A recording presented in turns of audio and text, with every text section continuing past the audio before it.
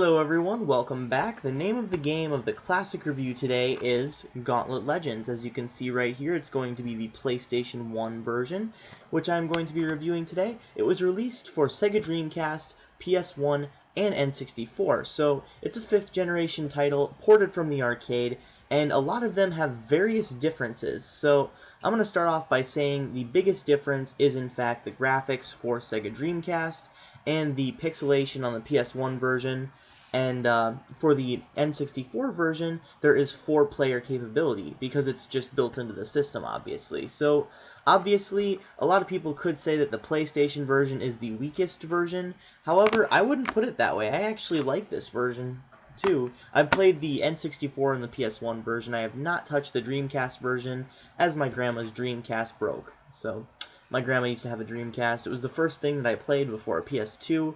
Played Hydro Thunder on that thing all the fucking time. What a badass game. I'm probably going to do a classic review on that as well as Crazy Taxi sometime. So, anyways, back on topic. Here we go. Gauntlet Legends. Let's get into it. What kind of game is it? What are its strengths? What are its weaknesses? And what could it do better? Well, to start off, of course, it is an arcade port. It's more of like a beat-em-up in 2.5D, kind of like Final Fantasy VII, how you can kind of see like the 3D buildings and stuff, but your character is more of like a top-down kind of view, but you could still see his figure, and it's not just the top of his head. So it's not traditional top-down like GTA 1 and 2, but it's more like the 2.5D perspective. So you're going around in various environments, various levels, trying to uncover different secrets, and like I said, it can be played with 2 people.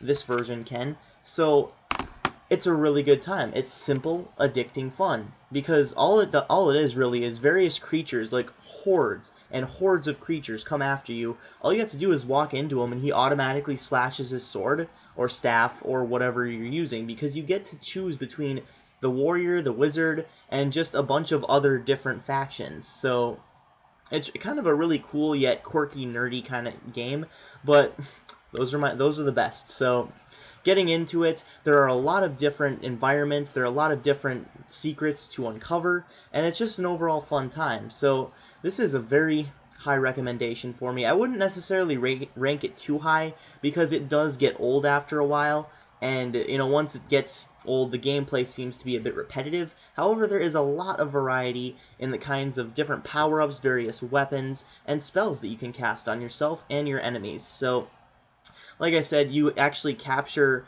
runes and rune stones, actually. That's what it is. You're trying to find the end portal and beat the level, and once you beat all the levels, there is a boss waiting for you before you can transfer to the next set of environments. It's kind of like the warp room from Crash Bandicoot, so if you wanted to compare it to that. But the first boss is, of course, a dragon, and this one's a little bit hard, so you know, it's best to play with 2 people in that aspect. So the only thing, though, is there are a lot of cryptic secrets, especially with the rune stones. A lot of cryptic secrets. Like, you don't know where they are. It gives you subtle hints here and there, but sometimes that's not even enough. I had to look on the internet half the time. So, you know, I don't like doing that. I really hate looking on the internet, because I want to discover everything on my own in games like this. But if you don't get the rune stone, there's this evil laughter in the background. You know, the old cliche arcade kind of like that, yeah.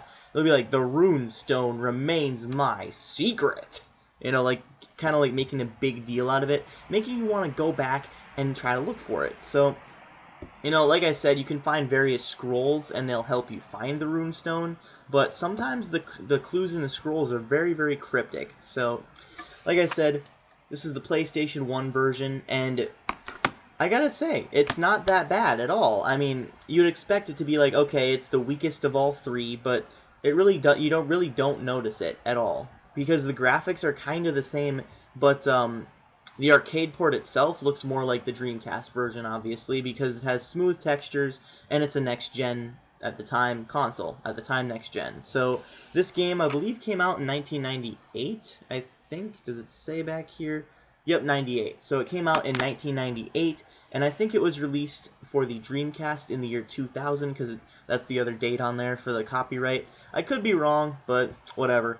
Overall, this is a very fun yet addicting game. More fun with actual people, more fun to play with multiplayer than it is by yourself, because when you play by yourself, that's another gripe, it gets really old really fast. However, it's simplistic, it's addicting, and it's just good fun to pass the time. So with that, I'm probably going to rate it an 8.5 out of 10. Thank you very much for watching. This is Midnight Strike 3625. Keep calm and rock on.